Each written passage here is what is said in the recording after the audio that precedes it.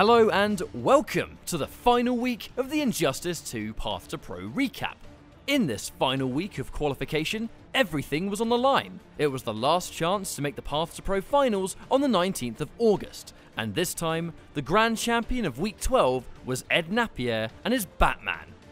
However, the game is a different beast from the previous versions of Injustice 2 due to a very recent balance patch. And in preparation for the finals, here are some of the more significant changes that we'll no doubt be seeing in the top 12 finals themselves.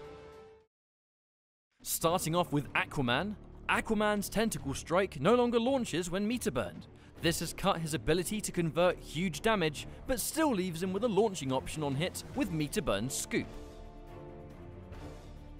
Trident Rush does less damage and less chip damage.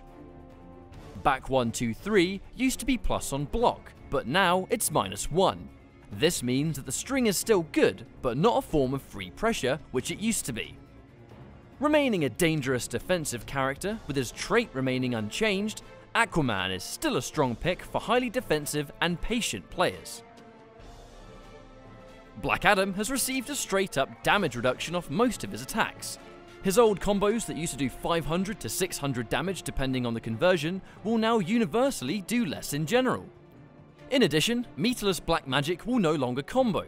This means that Black Adam has to use a less damaging launcher in 2-2 back 1 for combos that involve less resources without spending meter.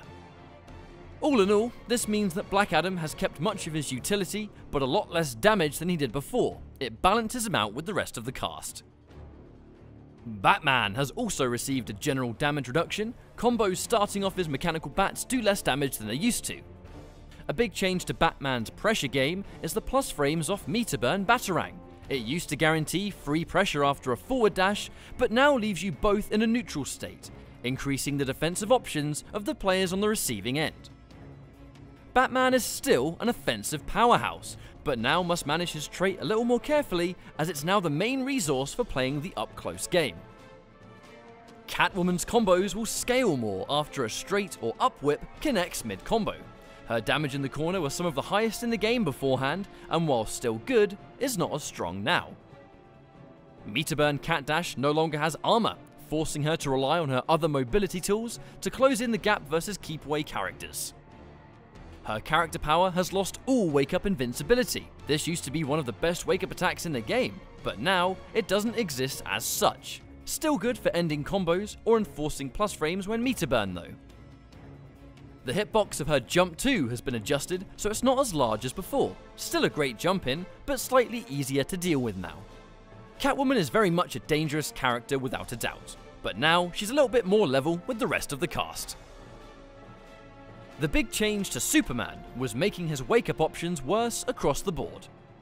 Rising Grab is now more unsafe on block and has more recovery frames on whiff. Dash Punch now hits as a high, meaning you can successfully crouch it on a read and whiff punish accordingly. These two changes has made it so Superman is still a neutral god with amazing pressure and corner mix-ups, but on the back foot now has a harder time getting off the ground. Still powerful on the offense, but slightly worse on defense. When it comes to Atrocitus, his character power uses more trait meter after a projectile or shield, meaning he has less loops of his similar pressure. Push blocking will now cause more character power bar to vanish, making push block more viable when defending against Atrocitus. Finally, you can now crouch the Blood Breath after successfully blocking forward 2-2-3, making his overhead and low option after the string both punishable on block, as the overhead can be crouched and punished with a down 2. Atrocitus remains with great damage, dangerous mix-ups, and overwhelming pressure. You just have more answers around his tools when defending against him. Finally, with Supergirl, there are two major changes that she received. First, she does more damage. Meterburn Frost Breath will now scale less when a combo lands, on top of the Frost Breath itself doing more damage on Meterburn also. A vital addition, as before, her damage was relatively low. Secondly, her back 1-2-3 string is now safe on block. Back 1-2 and the mix-ups that followed were all fairly unsafe against a knowledgeable opponent. With back 1-2-3 being safe, she now has a much safer approach to mix up her options after back 1-2 connects on block. Supergirl is far more viable now, and we'll no doubt see more of her as time goes on.